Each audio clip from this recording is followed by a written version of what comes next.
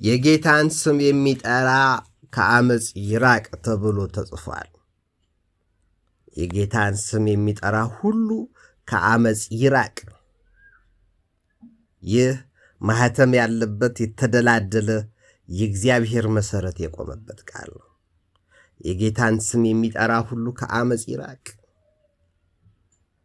እግዚአብሔር ፈቅዶልኝ በእግዚአብሔር ቸርነት ታላቁ ቱርካዊው የዛሬዋ ቱርክ የጥንቷ ቆንስታንቲኖፕል ፓትርያርክ የነበረው ቅዱስ ዮሐንስ አፈወርቅ በኦሪት ዘፍጥረት ላይ የሰራውን ድርሳን እያነበብኩ እገኛለሁ። ይህን ድርሳን አነብ ዘንድ የላኩልኝ በማኅበራዊ ገጽ የምታውቋቸው በተለያየ መልኩ ያስተማሩኝ ቀሲስ ዶክተር መብራቱ ኪሮስ ናቸው።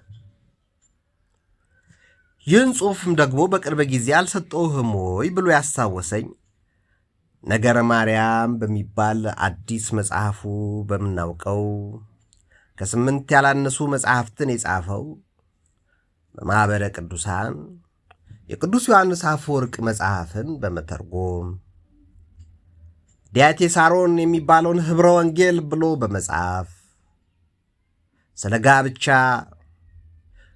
ስለ ክህነት የተለያዩ ምስጢራት ያላቸውን የቤተ ክርስቲያኖችን በመጽሐፍ የቅዱስ ኤፍሬምንም ጽሑፎች በመተርጎም የምናውቀው ዲያቆን ሽመልስ መርጊያ ነው። እነዚህን መጽሐፍ እስከ ዛሬ ባለማንበቤ አልቆጨም። ማልቆጨው ያለፈው ስላለፈ ነው። የሚመጣው ገና በኔ እጅ ላይ ነው ያለው። ነገር ግን ዛሬን ይህንን መጽሐፍ ሳነብ የተሰማኝን አይነት ስሜት ትላንት ባነበው ኖሮ ላይሰማኝ ይችላል። እጅግ በጣም ጥልቅ የሆኑ ሐሳቦች ያሉባቸው የኦሪት ዘፍጥረት ምዕራፍ 1 8ኛው ድርሳኑ በተለይም ሰውን በመልካችንና በምሳሌያችን እንፍጠር የሚለውን ትርጓሜ ላይ ይህንን ሐዋርያው ቅዱስ ጳውሎስ ለጢሞቴዎስ ለልጁ በሁለተኛው መልእክቱ ምዕራፍ 2 ቁጥር 19 ላይ የጻፈለትን ቃል ታላቁ ቅዱስ ዮሐንስ አፈወርቅ ጠቅሶ ታገኘው። ቃሉ እንደሰማችሁት የጌታን ስም የሚጠራ ሁሉ ከአመፅ ይራቅ የሚል ነው። ዛሬ በሀገራችንም ሆነ በከተማችን በኢትዮጵያም ሆነ በአፍሪካ፣ በአውሮፓም ሆነ በአሜሪካ፣ በእስያም ሆነ በተለያዩ ሀገራት የጌታችን የመድኃኒታችን የኢየሱስ ክርስቶስ ስም በብዙዎች ይጠራል። የጌታችን የአምላካችን የመድኃኒታችን የፈጣሪያችን የኢየሱስ ክርስቶስን ስም መጥራት ነውር አይደለም። በሌላ ክፍል የጌታን ስም የሚጠራ ሁሉ ይድናል ይላልና፣ በሌላም ቦታ ኢየሱስ ጌታ ነው የሚል ይህ የእግዚአብሔር መንፈስ ያደረበት ነው ይላልና፣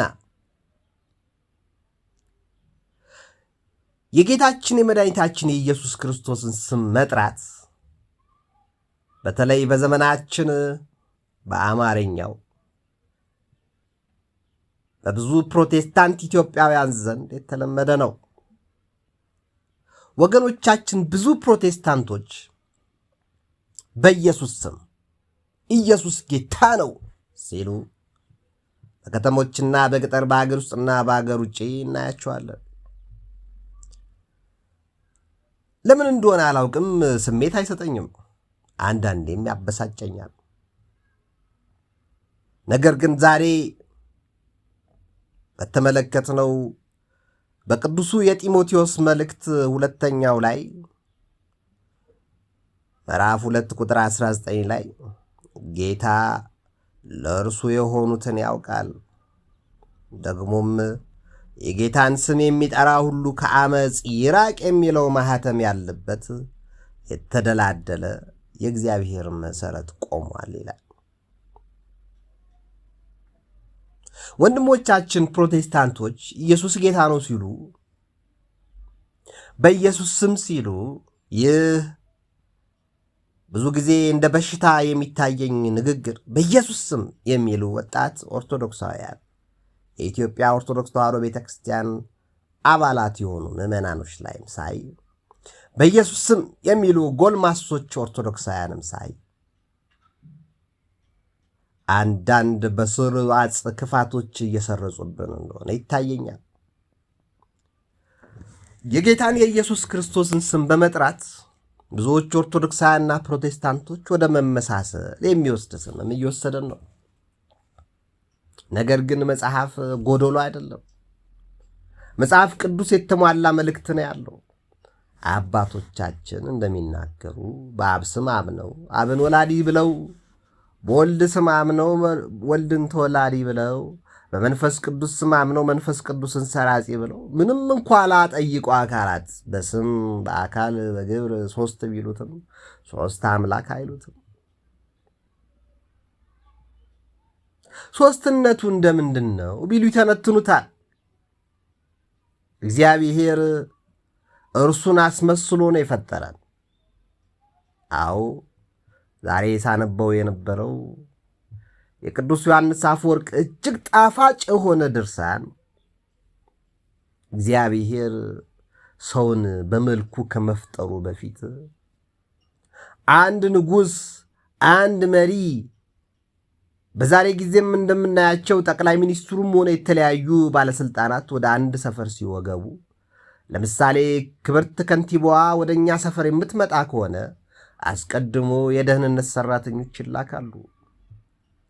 አስቀድሞ ፖሊሶች ይላካሉ። አስቀድሞ ለከንቲባዋም ሆነ ለጠቅላይ ሚኒስትሩ ማረፊያ የሚሆን ቤት የሚያዘጋጁ፣ የሚገቡባቸውን ቤቶች የሚያሰናዱ፣ እነሱን ይተናኮሏቸው የሚችሉ ክፉ ነገሮችን የሚያርቁ፣ መልካም ነገሮች እንዲበረክቱ ለካሜራም ሆነ ለራሳቸው ለደህንነታቸውም ሆነ ለምግባቸው ለሚጠጡትም ሆነ ለእግራቸው እንዳይሰናከሉ ቀድመው የሚላኩ የመንግስት ሰራዊቶች ኃይላት አሉ። ይህንን ገልብጠው መሪዎች የዛሬ መሪዎች ወሰዱት ከእግዚአብሔር ነው። ምክንያቱም እግዚአብሔር ይላል ቅዱስ ዮሐንስ ታላቁ አባታችን ቅዱስ ዮሐንስ አፈወርቅ ሲተረጉመው እግዚአብሔር ሰውን በመልካችንና በምሳሌያችን እንፍጠር ከማለቱ በፊት ለሰው እግር፣ ለሰው እጅ፣ ለሰው ዓይን፣ ለሰው ጆሮ፣ ለሰው ምላስ፣ ለሰው አንደበት፣ ለሰው ሆድ፣ ለሰው አእምሮ፣ ለሰው ከግርስ እስከ ጠፍሩ ድረስ የሚመቹ ፍጥረታትን በ6 ቀን ውስጥ አስቀድሞ ፈጥሮለታል። አንድ የመንግስት ባለስልጣን ወደ አንድ ከተማ ሲሄድ፣ አንድ ንጉሥ ወደ አንድ ሀገር ሲሄድ፣ ቀዳማዊ ኃይለ ሥላሴ ወደ ውጭ ሀገር ሲሄዱ፣ ወይም የአሜሪካ ወይም የአውሮፓ ወይም የታላላቅ አገር ገዦች ወደ ኢትዮጵያ ሲመጡ አስቀድመው የደህንነት ሰራተኞች እንደሚላኩና ሆቴል፣ ማረፊያ ቦታ፣ የሚጓዙባቸውን ቦታዎች እንደሚያመቻቹላቸው ሁሉ እግዚአብሔር ሰውን በመልኩ የፈጠረው ከንጉሥ በላይ ነው። ከገዢዎች ከምድራውያን ባለስልጣኖች በላይ ነው። ምክንያቱም ሁሉንም ይገዛ ዘንድ ሁሉንም ይነዳ ዘንድ በባህር ውስጥ ያሉ እንስሶችን፣ በመሬት ላይ ያሉ አውሬዎችን፣ እጽዋቱንና በአየር ላይ የሚበሩ አዕዋፋትን ይገዛ ዘንድ ከዚህም እልፍ ብሎ ዛሬ እነ መጋቤ ሐዲስ ዶክተር ሮዳስ ታደሰ ከዶክተር ጌትነት ፈለቀ ጋር እንደሚያደርጉት ኢትዮጵያውያን ሕፃናትና ወጣቶችን እያነቃቃ እንዳለው የከዋክብት ጥናት፣ የፀሐይና የጨረቃ ግንዛቤ፣ የሰማያዊ ኃይላት የኮንስታሌሽን የምንላቸው ልዩ ልዩ ዕውቀቶችን እያስፋፉ እንዳሉት ምንም እንኳ ገና በእንጭጮ ያለ ገና ስር ያልሰደደ ገና መሠረት ያልያዘ ቢሆንም ነገር ግን ዛሬ ከቀደመው ነገር ይልቅ ስለ አንድሮሜዳና ካሲዮፒያ ስለሚለው ልዩ ልዩ የኮንስታሌሽን ግንዛቤ እያደረብን ያለው ስለ ሴፈስ ስለ ሌሎችም 85 በላይ ህብራተ ከዋክብት የምንላቸው ወይም ኮንስታሌሽን ብለው የነገሩን መረጃ ያገኘነው ከነ መጋቤ ሐዲስ ዶክተር ሮዳስ ታደሰ ነው። ምንም እንኳ እኔ በዚያ ዶክተር ሮዳስ ታደሰ ይህንን ዕውቀት በበዓታ ከመንፈሳዊ ነገረ መለኮት ዕውቀቱ ጋር ጎን ለጎን በበዓታ የሐዲስ ኪዳን የመጽሐፍት ዕውቀቱን እየገነባ ባለበት ሰዓት የቅድስት ሥላሴ መንፈሳዊ ኮሌጅ የነገረ መለኮት ተማሪ ብሆንም እንደርሱ ትጋት፣ ብርታት፣ ንቃትና አስተውሎት አልነበረኝም። እንደናንተ እንደምትሰሙኝ ወንድምና እህቶቼ ምንም እንኳ በአንድ ወቅት ከመምህር ዶክተር ሮዳስ አበበ ጋር በቅድስት ሥላሴ መንፈሳዊ ኮሌጅ በተቀራራቢ ጊዜና በተቀራራቢ ሰዓት ግቢ ውስጥ እየተገናኘን በአንድ አይነት ወቅትና ዘመን ላይ ትምህርት የተማርንም ቢሆን እንደምታዩት ዶክተር ሮዳስ ታደሰ የደረሰበት ደርሷል። እኔ ግን ከአዲስ አበባ መውጣት ባልቻልኩበት በጣም ጥቂት ነገሮችን ላሳካ በሆነበት በገንዘብም በእውቀትም በአቅምም ሆነ በአስተውሎትም በተወሰነ ማንነት ውስጥ የተገኘሁት በራሴ ድካም በራሴ ስንፍና እንጂ እንደ መጋቤ ሐዲስ ዶክተር ሮዳስ ብተጋ መንገዶች ሁሉ በሮች የተከፈቱ ነበሩ።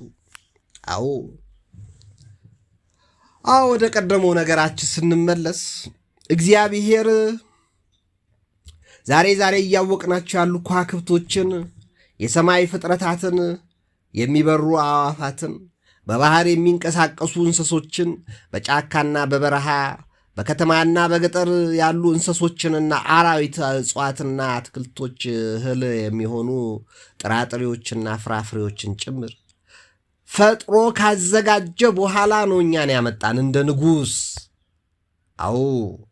አንድ ንጉሥ ወደ አንድ ከተማ ሲሄድ ለምግቡ፣ ለእግሩ፣ ለልብሱ፣ ለጤናው፣ ለደህንነቱ ሰዎች እንደሚጨነቁለት እግዚአብሔር እያንዳንዳችን ከታናሽ እስከ ታላቅ ከድሃ እስከ ሀብታም ከተማሩ እስካልተማሩት ድረስ ከባለሥልጣኖች እስከ ተራ ድረስ ላለነው ለእያንዳንዳችን ሰማይን እንደ ጣራ ምድርን እንደ ወለል አየርና ነፋሳት ፀሐይና ከዋክብታትን ለእያንዳንዳችን ምቾት እንዲመች አድርጎን የፈጠረን ንጉሥ እንድንሆን እንድንገዛቸው። እግዚአብሔር ምግብ ሰጥቶ ሆድ የነሳን አምላክ አይደለም። እግዚአብሔር ዓይን ሰጥቶን የሚታይ ነገር የገፈፈን አምላክ አይደለም። እግዚአብሔር ጭንቅላት ሰጥቶ የሚታሰብ ነገር የሚያጠፋብን አምላክ አይደለም። እግዚአብሔር እግር ሰጥቶን የምንሄድበትን የከለከለን አምላክ አይደለም። ይልቅስ በጣም የሚያስደንቀው ቅዱስ ዮሐንስ አፈወርቅ በጣም በማራኪ መልኩ የገለጸው እኔ እንደሱ ልገልጸው የማልችለው አገላለጽ ነው ያለው። ምንድን ነው ያለው? እንደ ንጉሥ ሁሉን አስቀድሞ ከፈጠረልህ በኋላ አንተን ፈጠረ።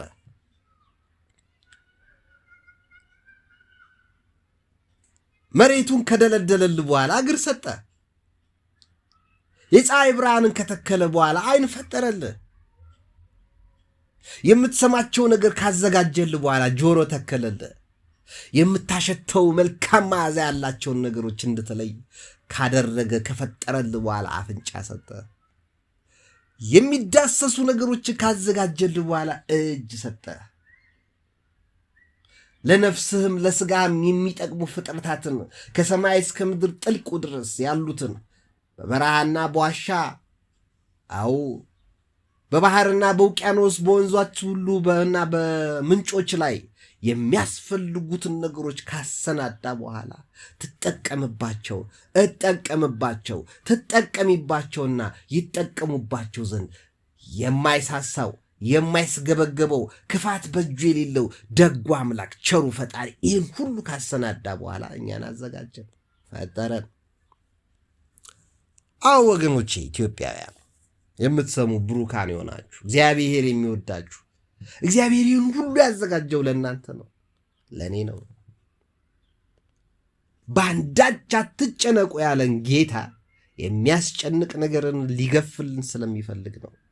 በባህሪያችን ድክመት ስላለብን፣ በባህሪያችን ስንፍና ስላለብን፣ ስለምንዘነጋ አምላካችን እግዚአብሔርን ስለምንረሳው ጥቂት ስንበላ ስንጠግብ ይበሉ ዘንድና ይጠጡ ዘንድ ተነሱ። ከዚያም ሴቶቻቸው ለባህሪያቸው የሚገባውን ትተው ከወንድ መገናኘትን ንቀው ከሴት ተገናኙ። ልቆኑ ስድነትን ተጠናወታቸው። ጠግበዋልና ወንዶቹም ለባህሪያቸው የሚገባውን ሴቶችን መገናኘት ትተው ለባህሪያቸው ከማይገባው ከወንዶች ጋር መገናኘትን ጀመሩ። እግዚአብሔርም ተጸየፋቸው። ስለዚህም የሰማይን መስኮት ከፈተ፣ የፈላ ውሃም ደፋባቸው። ምድሪቷም የፈላ ውሃ ታፈልቅ ዘንድ ከፈታት። ስለዚህም በፈላ ውሃ ውስጥ ነክሮ ዘፍቆ ቀቅሎ አጠፋቸው ይላል። ለምን? ስንበላ በልክ ካልበላን፣ ስንጠጣ በልክ ካልጠጣን ቱቦ ውስጥ እንወድቃለንና የምንናገረው ይጠፋብናል፣ የምናስበው ይሰወረናል፣ የምናደርገው ነገር ሁሉ ይምታታብናልና ነው የጌታን ስም የሚጠራው ሁሉ ከአመፅ ይራቅ የተባለው ለዚህ ነው። አመፅ ምንድን ነው? ማመፅ ምንድን ነው? መልካም የሆነውን ክፉ ማለት አይደለም እንዴ? ክፉን መልካም ነው ብሎ ማሰብ አመፅ አይደለም እንዴ? እግዚአብሔር ሰማይና ምድርን ሲፈጥርልን መልካም ነገር ፈጠረልን። እግዚአብሔር በጋና ክረምትን ሲያፈራርቅልን መልካም ነገር አፈራረቀልን። እግዚአብሔር የመስቀልን በዓል እንድናከብር ሲያደርገን መልካም በዓል ሰጠን። አባቶቻችን በእግዚአብሔር ፈቃድ የተጓዙት በዘመናቸው ሁሉ አምላካቸው እግዚአብሔርን ሊያስታውሳቸው የሚችላቸውን ነገሮች ሲሰሩ ኖሩ፣ ተባረኩበትም። መስቀልን ያከበሩ አልተዋረዱም። ክርስቶስን ያከበሩት አልተዋረዱም። ሴትን ያከበሩት አልተዋረዱም። ወንድን ያከበሩት አልተዋረዱም። እናትና አባታቸውን ያከበሩት አልተዋረዱም። ሕፃናትን ያከበሩት አልተዋረዱም። ከፍጥረታት ጋር በስምምነት የኖሩት አልተዋረዱም። ገበሬዎች ወራዶች አይደሉም። በገጠር የሚኖሩ ልክስክሶች አይደሉም። እና እግዚአብሔር ፈጥሯቸዋልና አንዳንድ ቃላቶች እንግዲህ ከበድ ቢሉ የምንነጋገረው ለዚያ ነው። ለምን? ከአመፅ አልራቅንምና ነው። ወገኖቼ ከአመፅ የራቃችሁ የተጠቀማችሁትን ጥቅም ታውቁታላችሁ። ከክፋት የራቃችሁ ምን እንዳገኛችሁ ታውቁታላችሁ። የኔ ቢጤዎቹ አመፅን ወደን ክፋትን ናፍቀን ዕለት ዕለት ተርመጥመጥንበት ያገኘነው ነገር ምንም የለም። ከእግር ጥፍር እስከ ራስ ፀጉራችን ድረስ በበደልና በኃጢአት የተነከርን ሰዎች ጤና አጥተናል። አጥንቶቻችን ታውኳል። ጅማቶቻችን በሰላም አይሰሩም። የተሸመቀቁ ጅማቶቻችን ብዙ ናቸው። ጨጓራ፣ ጉበት፣ ኩላሊት፣ የአጥንት ስብራት፣ የጀርባ ህመም የምንል ሰዎች ብዙ ነን። ራስ ምታት የሚያጥወለውለን፣ የልብ የስኳር የካንሰር ህመም የተጠናወተን ብዙዎች ነን። ለምን ሲባል መነሻው ከአመፅ አለመራቃችን ነው። የጌታን ስም የሚጠራ ሁሉ ከአመፅ ይራቅ ተብሎ ተጽፏል። የጌታ ስም ማላገጫ አይደለም። የጌታ ስም የጓደኛ ስም አይደለም። የጌታ ስም የዕቃ ስም አይደለም። የጌታ ስም ዲያብሎስ የሚያላግጥበት ስም አይደለም። አጋንንት የሚጫወቱበት ስም አይደለም። የዳዊት ልጅ ሆይ ልታጠፋን መጣህን? ያለ ጊዜያችን እባክህ አታጥፋን ብለው አጋንንት የሚለምኑት ስም ነው። ጉልበት ሁሉ የሚሰግድለት ስም ነው የጌታ ስም። የጌታ ስም ምን አይነት ስም ነው? ኢየሱስ ጌታ እንደሆነ በአፍህ ብታምን፣ በልብህ ብታምን፣ በአፍህ ብትመሰክር ትድናለህ ብቻ አልተባለ። ስለ እግዚአብሔር ብላችሁ በሰዎች ሁሉ ፊት በቅንነትና በስርዓት በወግና በክብር ተመላለሱ ነው የሚለው። የጌታ ስም የጸና ግንብ ነው። ጻድቅ ወደ እርሱ ሮጦ ከፍ ከፍ ይልበታል። ማን? ጻድቅ። አየህ ወንድሜ፣ አየሽ እህት ዓለም፣ ጻድቅ ነው ወደ ጌታ ስም እንደ ጸና ግንብ ላይ ወጥቶ ከፍ እንደሚል ሰው ጻድቅ የሆነ ከአመፅ የራቀ ክፋትን የተጸየፈ እርኩሰትን ያቃለለ ሰው ነው በጌታ ስም ከፍ የሚለው። የጌታችን የመድኃኒታችን የኢየሱስ ክርስቶስን ስም የሚወዱት ፕሮቴስታንት ወንድም እህቶቻችን ከአመፅ ርቀዋል።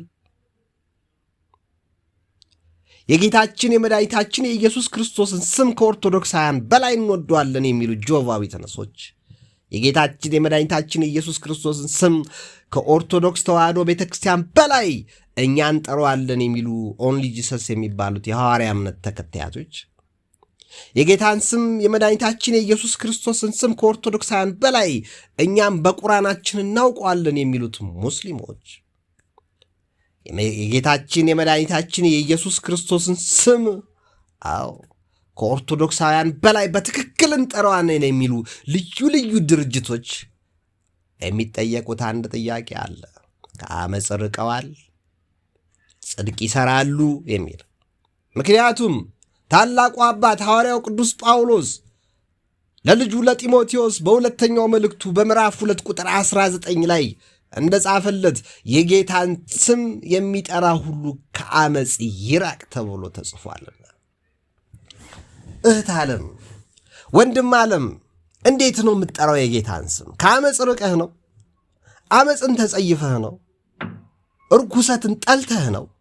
በእውነት አትሳደብም፣ አትቆጣም፣ አትናደድም? ወላጆችን ታከብራለህ? ለሰዎች ቀና አመለካከት አለህ? ክብር ለሚገባው ክብር ትሰጣለህ? ወይስ ቅዱሳን ስዕላትን ኦርቶዶክሳውያን አበሳጫለሁ ብለህ ትቀዳለህ? ካህናትን ታንጓጥጣለህ? የኦርቶዶክሳውያን በዓላት ትሳለቅባቸዋለህ? ጣዖት ያመልካሉ ብለህ ትሳደባለህ? ወይስ ከአመፅ ርቀሃል? የጌታን ስም የሚጠራ በሙሉ ከአመፅ ሊርቅ ይገባዋል። ለፕሮቴስታንት አይልም ለኦርቶዶክስ፣ ለካቶሊክ አይልም ለሙስሊም፣ ለጆቫ አይልም ለኦንሊ ጂሰስ፣ ለአድቬንቲስት አይልም ለየትኛውም በሃይ እምነት ተከታይ ሆነ በምድራችን አለው ለሚል ለየትኛውም እምነት ተከታይ የጌታን ስም የሚጠራ ሁሉ ከአመፅ ይራቅ ተብሎ ተጽፏል። ማመንማ አጋንንት ያምኑታል እኮ፣ መንቀጥቀጥማ ይንቀጠቀጡለታል። አንተስ ወንድሜ፣ አንቺስ እህቴ ለጌታችን ለመድኃኒታችን ለኢየሱስ ክርስቶስ ስም እንደ ንጽሕት ድንግል እንደ እናቱ ክብር አለሽ? ክብር አለ። ስሙን ኢየሱስ ትለዋለህ ተብሎ ለቅዱሱ ለዮሴፍ ነው የተፈቀደለት። ስሙን ኢየሱስ ትይዋለሽ ተብሎ ለድንግል ማርያም ነው የተፈቀደላት። የማኅፀንሽ ፍሬ ብሩክ ነው፣ ከሴቶች ሁሉ ተለይተሽ አንቺ የተባረክሽ ነሽ፣ እነሆ ወደ እኔ ትመጪ ዘንድ እንዴት ይሆናል ያለቻት ለቅድስት ኤልሳቤት ነው። የጌታን ስም ብሩክ ነው ኢየሱስ ነው ልትለይ ተፈቀደላት። እነሆ ባሪያህን አሰናብተኝ፣ ዓይኖቼ ማዳንህን አይተዋልና ብሎ አረጋዊው ስምዖን ጌታችን መድኃኒታችን ኢየሱስ ክርስቶስን በክብር ጠራው። ዓይኖቼ ማዳንህን አይተዋልና ካንተ ውጭ ሌላ ነገር እንዳያዩ እኔን ባሪያህን አሰናብተኝ አለ። ራሴን ልግደል አላለም። ራሴን ላጥፋ አላለም። ተስፋ ቆርጫለሁ አላለም። ወዳጆቼ ምንድን ያለው? አሰናብተኝ አለ። ማዳንም መግደልም የእጁ ሥራ የሆነ ኢየሱስን ነው አይታቀፈው። መድኃኔ ዓለም ኢየሱስ ክርስቶስ የአማልክት አምላክ የጌቶች ጌታ ሕፃን ተወልዶልናል፣ ወንድ ልጅም ተሰጥቶናል፣ አለቅነትም በጫንቃው ላይ ይሆናል፣ ስሙም ድንቅ መካር ኃያል አምላክ የተባለለት ይህ ሕፃን መድኃኔ ዓለም ኢየሱስ ክርስቶስ ማዳንም መግደልም የሚችል እንደሆነ አረጋዊው ስምዖን ምናልባትም ወደ 500 ዓመት በምድራችን ላይ የኖረ ታላቅ አባት ምንድን ያለው? ዓይኖቼ ማዳንህን አይተዋል፣ አንተ ሕፃን አሰናብተኝ አለ። የጌታን የኢየሱስ ክርስቶስን ስም የሚጠሩ ቅዱሳንን አያችኋቸው? ነቢይቱ ሐና ምን አለች? 84 ዓመት የኖረችው ነቢይቱ ሐና ድንግል ማርያምን ስታያት ምንድን ነው ያለችው? አላመሰገነችም፣ ትንቢት አልተናገረችም። ስለ ድንግል ማርያምስ ምንድን ነው ያወሩት?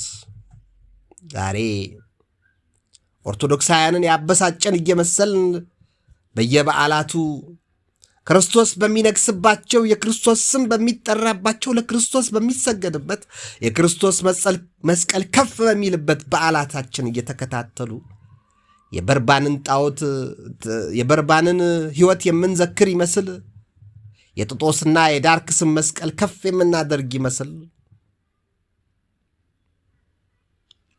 በየበዓላቶቻችን የሚያውኩን ብዙዎች ናቸው። የሚያውኳችሁ ይቆረጡ ተብሎ ተጽፏል። በእውነት ይህ መቆረጥ እንዳይደርስባቸው እንመኛለን። ምክንያቱም የምናከብረው ጣዖት የለንማ፣ ምን ሰግድለት ርኩሰት የለንም። ምን ጾምለት ዛሬ አርብ ነው። በዚህ በዕለተ አርብ የክርስቶስን መስቀል ከፍ ስናደርግ እየጾምን ነው። በተቻልነው መጠን እያስቀደስን ነው። በተቻለን መጠን ንስሐ እየገባን ነው እንጂ ቁርጥ እየቆረጥን ጮማ እየገመጥን ጠጅ እየጨለጥን ዊስኪና ቢራ እያገላበጥን አይደለም። በሴቶች እህቶቻችን ዳሌ ውስጥ እየተወተፈን በዝሙትና በቅንዝረኝነት በፍትወትና በርኩሰት በዳንስና በዘፈን እየተልከሰከስን አይደለም። የጌታን ስም የሚጠራ ሁሉ ከአመፅ ይራቅ ተብሎ ተጽፏል።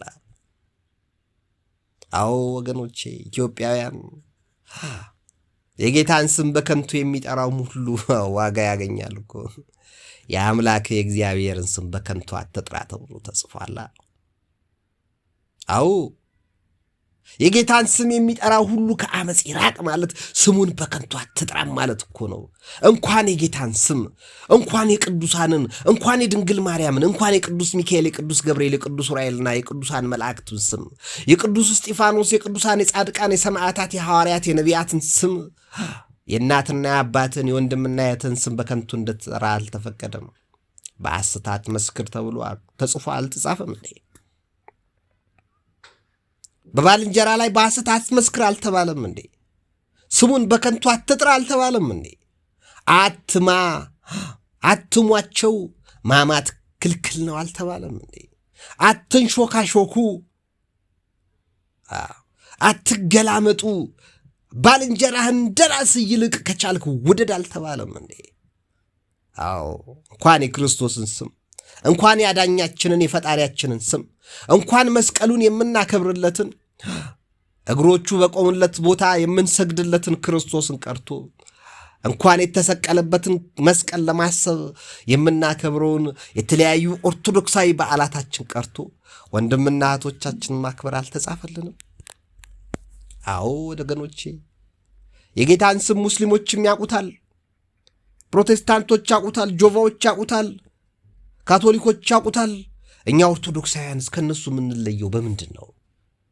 የጌታን ስም በመጥራትማ አንድ ነን፣ እንጠራዋለን። መጥራትማ ድነንበታል፣ ከአመፅ ርቀናል፣ ከክፋት ተሰብስበናል፣ ለወላጆቻችን እንመቻለን፣ ያገባን ለሚስቶቻችን ለባሎቻችን፣ የወለድን ለልጆቻችን ለዘመዶቻችን፣ ድርጅት ያለን መስሪያ ቤት ያለን ለመስሪያ ቤታችን ሰራተኞች እናስባለን።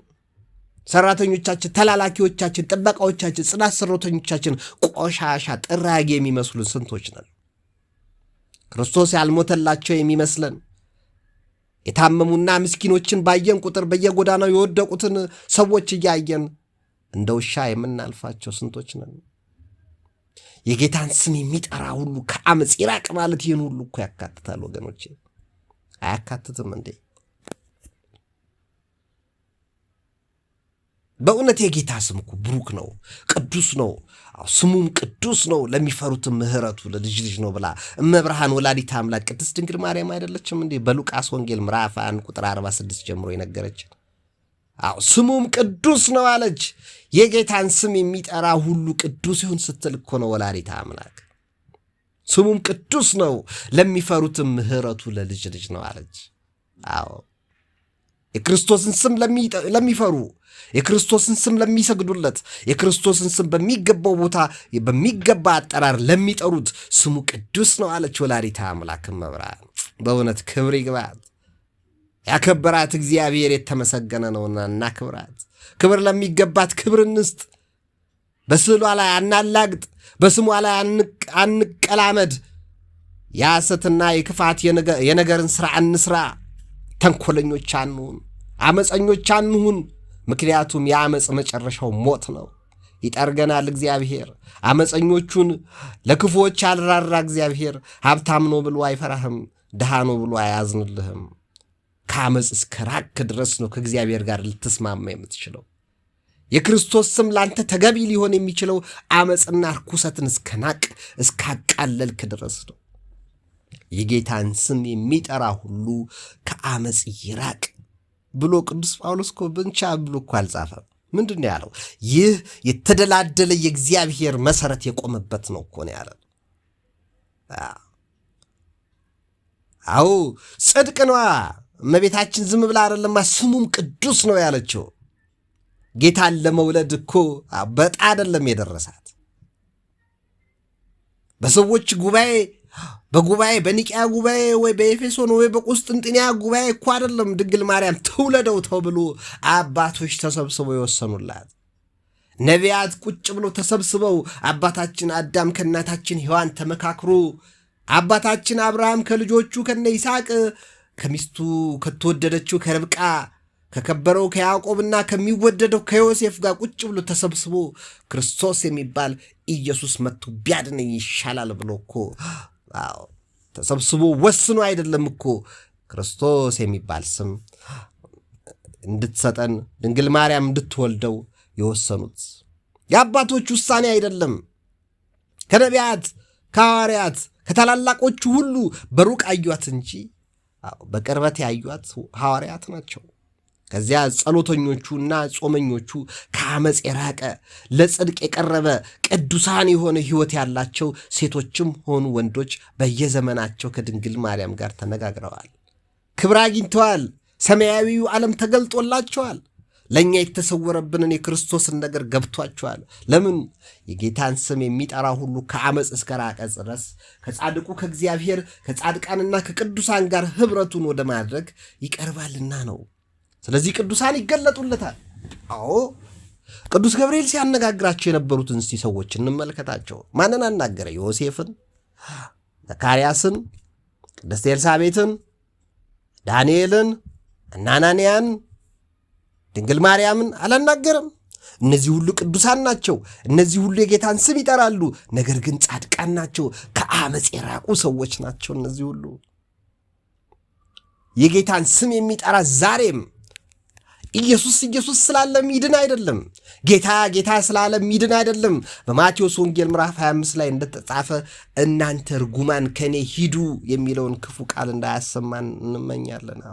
አላውቃችሁም ነው የሚለው። ጌታ ሆይ ትሉኛላችሁ፣ እኔ ግን አላውቃችሁም ይላል። አዎ አላውቃችሁም ከመባል ሁላችንን ይሰውረን፣ በእውነት ይሰውረን። አዎ እግዚአብሔር አምላካችን ኢየሱስ ብለን እየጠራ ነው አላውቃችሁም ከመባል ይሰውረን። ብዙዎቻችን የምናውቀው እየመሰለን፣ ብዙዎቻችን ቅርቡ የሆን እየመሰለን፣ መጽሐፍ ቅዱስን ያነበብን እየመሰለን፣ ለክርስቶስ ቅርብ የሆን ወንጌሉ የገባን እየመሰለን የጌታን ስም ከአመፃችን ጋር አብረን የምንጠራንን። ለዚህ ነው ቅዱስ ጳውሎስ ያስጠነቀቀን የጌታን ስም የሚጠራ ከአመፅ ይራቅ ያለው። በመጨረሻው ዘመን ከአመፃ ብዛት የተነሳ የብዙዎች ፍቅር ትቀዘቅዛለች አይደል ያለው? አዎ ዛሬ አመፀኞች ነን። አመፀኞች ከመሆናችን የተነሳ እርስ በርስ ከጎረቤት ጋር መስማማት አቅቶናል። ከገዛ ወንድም እህቶቻችን ከእናት አባት ቤተሰቦቻችን ጋር መደማመጥ አቅቶናል። ለምን? ከጥጋባችን፣ ከትዕቢታችን፣ ከድንቁርናችንና ከክፋታችን የተነሳ። ይሄ ምን ያጠፋል? ፍቅርን ያጠፋል፣ መተሳሰብን ያጠፋል፣ ከቤተሰብ ውስጥ ሰላምን ያርቃል፣ ደስታን ይነሳሃል። ከገዛ ራስህ ወንድም ከእህት ጋር ትላንት ሜክሲኮ ምንድን ያለኝ አንድ ወዳጄ ከኛ ቤት ፍቅር ለምን ጠፋ አለኝ። ከሚስቴ ጋር መስማማት ያልቻልኩትና የተፋታሁት ለምንድን ነው አለኝ። እውነት ነው፣ የተፋታ ነው።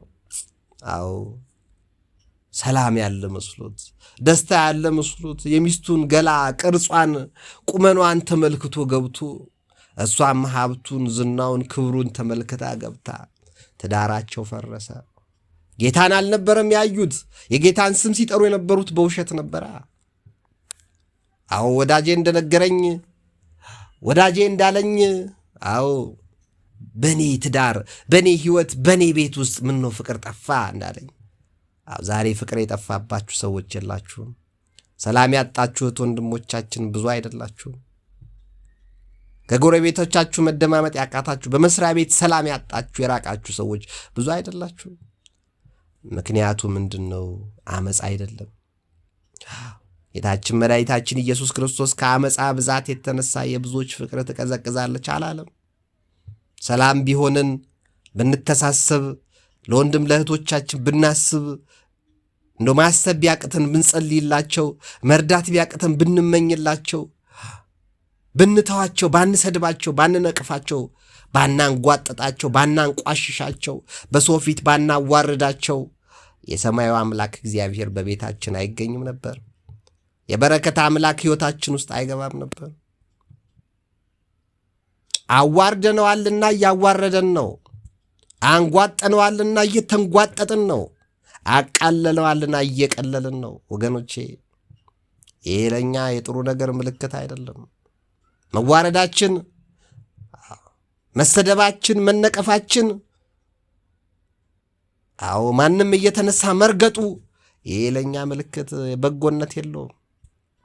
አመፀኞች የመሆናችን ውጤት እንጂ ክፉዎች የመሆናችን ውጤት እንጂ እርኩሰት ውስጥ መገኘታችን እንጂ የእግዚአብሔርን ስም እየጠራን አመፅንም እንደ ጣዖት አምላክ ደርበን ስለያዝን ነው። ወንድም እህቶቼ እንማርበት ይገባል። ታላቁ አባታችን ቅዱስ ዮሐንስ አፈወርቅ የሚወደውን የሐዋርያውን የቅዱስ ጳውሎስን መልእክት ጠቅሶ ጌታ ለእርሱ የሆኑትን ያውቃል፣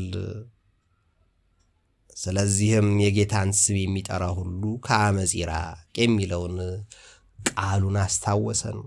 እኔም በዚህ ቃል ተነስቼ በዘመናችን ያለንበትን ደረጃ እንድንመዝነው ለወንድም ለእህቶቼ ለማሳሰብ ፈለግኩ። ምክንያቱም የጌታ ስም የትምህርት ስም አይደለም። የባዮሎጂ፣ ኬሚስትሪ፣ ፊዚክስና አስትሮኖሚ አንድሮሜዳና ካሶፒያ እንደምንለው ስም ቀላል ስም አይደለም።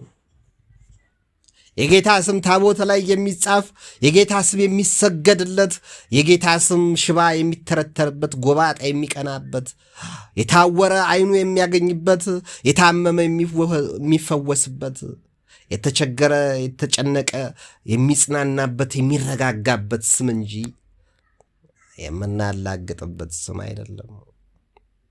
የእግዚአብሔርን ስም በከንቱ አትጥሩ ማለት ለእኛ ይመለከተናል። ዛሬ ሁላችንም ዕቃ በወደቀ ቁጥር በኢየሱስ ስም የምንል፣ ዛሬ በክፉም በርኩሱም በቆሻሻውም በተግማማው የብዙ ነገሮቻችን ውስጥ የኢየሱስን ስም እየጠራን ያለ ቦታው የምንጨማለቅበትና ለክፋት የተጋለጥን ሰዎች ብዙዎች ነን ወገኖቼ። አንዳንድ ቃላቶችን የግድ መጠቀም ስላለብኝ ነው። እናንተን ሳላከብር መቅረት ፈልጌ አይደለም። ነገር ግን በእውነት የተጨማለቀ ብዙ ቦታ ላይ የኢየሱስን ስም እየጠራን እያየን ነው።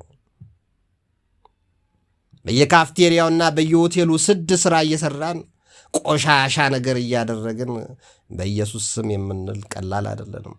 የተገላለጠ ልብስ ለብሰን ራቁታችንን ከመሄድ የማይተናነስ የውስጥ ሱሪያችን እስኪታይ ድረስ እየለበስን በኢየሱስ ስም ብንል፣ እኛ ያልሆነ ጌታ ኢየሱስ ክርስቶስ ያልሰጠንን ጸጉር አናታችን ላይ ከምረን ሊፕስቲክ ተለቅልቀን ጸጉርና ጥፍር ቅንድብና የአይንኩል ቀጣጥለንና ቀጥለን የኢየሱስ ስምን የምንጠራ አላጋጮች፣ አመፀኞች ፍቅር በቤታችን አይገኝም። ምክንያቱም እግዚአብሔር ፍቅር ነው። የፍቅር አምላክ እግዚአብሔር እኛ ቤት ሊገኝ የሚችለው ባከበርነው ቁጥር ነው፣ ባከበርነው ልክ ነው። የተወጣጠረ ልብስ ለብሰን ጡቶቻችንን አጋልጠን ለዝሙት የሚቀሰቀስ ወንድማችንን የሚያሰናክል ሥራ እየሠራን፣ ወንዶቹም በገንዘቦቻችን ርኩስ የሆነ ሥራ እየሠራን በኢየሱስ ስም ብንል እግዚአብሔር ያላግጥበናል። በእውነት በድሃና በችግረኛ ላይ የሚያላግጥ በእውነት እግዚአብሔር እንደሚያላግጥበት በክርስቶስ ስም ላይ የሚያላግጥ ምን አይነት በሽታ፣ ምን አይነት ቁጣ፣ ምን አይነት መዓት ቤቱ ላይ እንደሚጠራ እስቲ ያስቡት። የተወደደው ሐዋርያ ታላቁ አባታችን ቅዱስ ጳውሎስ ዝም ብሎ አይደለም የጌታን ስም የሚጠራው ሁሉ ከአመፅ ይራቅ ያለን። የአመፅ ዋጋው ጥፋት ነው። አመፀኞች ይጠፉ ዘንድ ግድ ነው። ያመፀው ሁሉ ይጠፋ ዘንድ ይገባዋል። መንግስት እንኳን፣ ገዢዎች እንኳን፣ የታላላቅ ነገሮች ባለቤቶች እንኳን የሚቃወማቸውን ያስራሉ፣ ይቀጣሉ፣ ያሳድዳሉ። የገባበት ገብተው ገደል ለመክተት ይሞክራሉ። ለምን? ለቆሙለት ዓላማ እንቅፋት ይሆነኛል ያሉትን ለመጥረግ ነዋ። እግዚአብሔር ጠቅላይ ሚኒስትር ነው እንዴ? ክርስቶስ ጠቅላይ ሚኒስትር ነው እንዴ? ክርስቶስ የድርጅት ሥራ አስኪያጅ ነው እንዴ? ክርስቶስ የዓለም መሪ ነው እንዴ? ክርስቶስ የማይክሮሶፍት ወይም ደግሞ አዎ የጎግል ወይም የቻት ጂፒቲ ጌታ ነው እንዴ? ክርስቶስ የአማልክት አምላክ የጌቶች ጌታ የነገሥታት ንጉሥ አይደለም እንዴ? ክርስቶስ ከሰማይ በላይ ከምድር በታች ጥልቅ ውስጥ ያሉትን ሁሉ የፈጠረልን አምላክ አይደለም እንዴ? እኛን ንጉሥ ሊያደርገን የወደደ ክርስቶስ በመስቀል ላይ የነገሰልን አይደለም እንዴ? እና ታዲያ የጌታን ስም አመፅ እየሰራን አመፅ እያደረግን በአመፅ እየተሳተፍን ከአመፀኞች ጋር እየተባበርን የምንጠራው ስም ነው እንዴ? አረ ወገኖች እንመለስ። የጌታን ስም የሚጠራው ሁሉ ከአመፅ ይራቅ ተብሏል። ከአመፅ በእውነት ልንርቅ ይገባናል። አዎ አንዳንድ ቤቶች የእንጨት፣ የሸክላ፣ የወርቅ፣ የብር ዕቃዎች አሉ። ክርስቲያን ግን ወርቅ ነው መሆን ያለበት፣ መልካሙ ነው። እንዲህ ነው የሚለው እኮ ዝቅ ብሎ ማንም ራሱን ከነዚህ ቢያነጻ ለክብር የሚሆን የተቀደሰም ለጌታውም የሚጠቅም ለበጎም ሥራ ሁሉ የተዘጋጀ ዕቃ ይሆናል እኮ ነው የሚለው። አዎ ማናችንም እኔም ሆንክ አንተ፣ አንቺ እህቴ፣ እናንተ አባቶች እናቶች የምትሆኑ ሁላችሁ ሕፃናቶችም ጭምር ራሳችሁን ሸክላ፣ አዎ እንጨት፣ ብረት፣ ብር፣ አልማዝ፣ ወርቅ ከሆኑት መካከል የትኛው ውስጥ ነው የመደባችሁት? አዎ ቅዱስ ጳውሎስ ምንድን ነው የሚለን? ከነዚህ ማንም ራሱን ከነዚህ ቢያነጻ ለክብር ልንሆን ይገባናል። የተቀደስን ልንሆን ይገባል። ለጌታ የምንጠቅም ልንሆን ይጠበቅብናል። ለበጎ ሥራ ሁሉ የተዘጋጀን ምርጥ ዕቃዎቹ ልንሆን ይገባል ነው የሚለው። ምን ማለት ነው? ከክፉ የጎልማሳነት ምኞት ሽሽ፣ በንጹሕ ልብ ጌታን ከሚጠሩት ጋር። አዎ እነዚህን 4 ነገሮች ፈጽም። ምንድን ናቸው? ጽድቅን፣ እምነትን፣ ፍቅርን፣ ሰላምን አጥብቀህ ተከተል። አዎ ጽድቅን ተከታተል። ከሚያምኑት ጋር ሁን እንጂ ከመናፍቃንና ከከሃዲያን ከተጠራጣሪዎችና ከስዶች ጋር አትተባበር።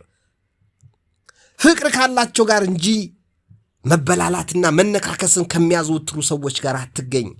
ሰላምን አጥብቀህ ተከተል እንጂ ጦርነትና ሐሜት፣ ማንሾካሾክና ነውር ያለባቸው ሰዎች ጋር አትገኝ።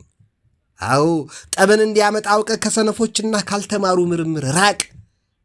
የጌታ ባሪያ ለሰው ሁሉ ገር ለማስተማርም የሚበቃ ለትዕግሥትም የሚጸና ሊሆን እንጂ ሊጣላ አይገባውም ተብሎ ተጻፈልን። ደግሞ ምናልባት ይላል እግዚአብሔር እውነትን ያውቁ ዘንድ ንስሐን ይሰጣቸዋልና ፈቃዱን ለማድረግ በዲያብሎስ ሕያዋን ሆነው ከተያዙበት ወጥመድ ወጥተው ወደ አእምሮ ይመለሳሉ ብሎ የሚቃወሙትን በየዋህነት ይቅጣ ይላል።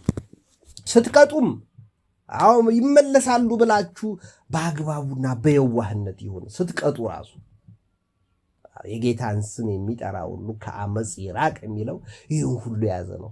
ወንድም እህቶች ኢትዮጵያውያን፣ በዓለም ዙሪያ ያላችሁ በአሜሪካና በአውሮፓ በካናዳና በሩሲያ፣ አዎ በአረብ ሀገር፣ በእስራኤል፣ በኡጋንዳ የምትገኙ በአፍሪካ የምትከታተሉኝ በተለያየ መልኩ ልትሰሙኝ የቻላችሁ ሁሉ ኢትዮጵያውያን የጌታን ስም ስትጠሩ በእውነት ስትጠሩት ከአመፅ ርቃችሁ እንደሆነ ፈትሹ፣ መርምሩ።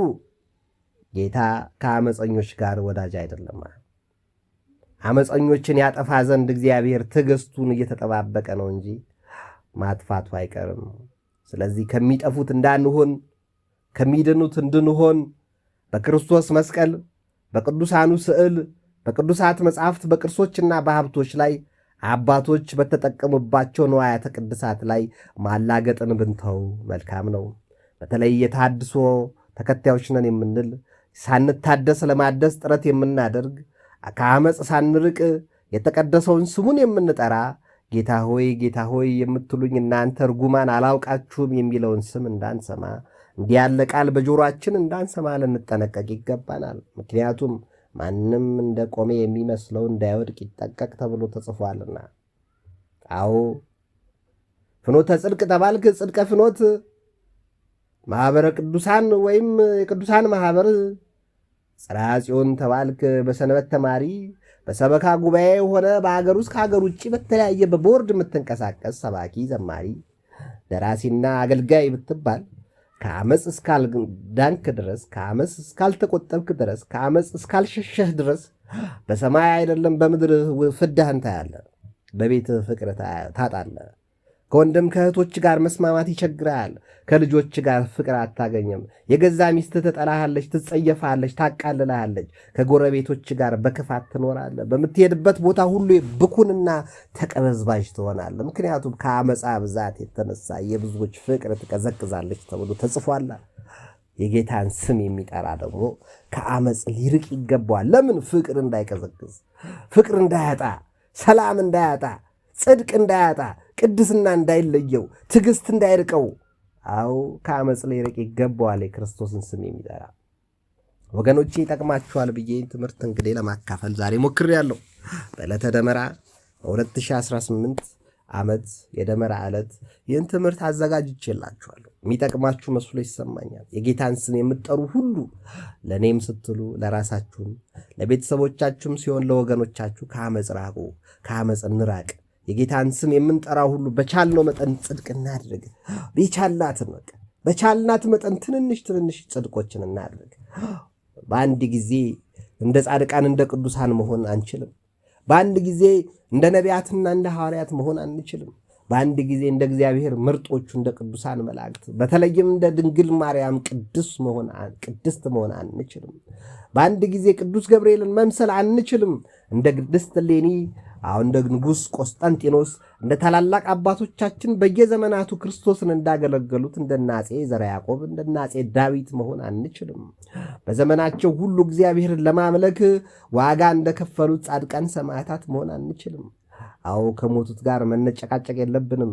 በቁም ያለነው እኛ ሕያዋን ነው መሆን ያለብን። ከአመፅ ነው መራቅ የሚጠበቅብን። የጌታን ስም የሚጠራ ሁሉ ምን ይሁን ተብሏልና ከአመፅ ይራቅ ተብሎ በሐዋርያው በቅዱስ ጳውሎስ ለልጁ ለጢሞቴዎስ በሁለተኛው መልእክቱ ምዕራፍ 2 ቁጥር 19 ተጽፏልና ከአመፅ መራቅ ይጠበቅብናል፣ ይጠቅመናል። የጌታን ስም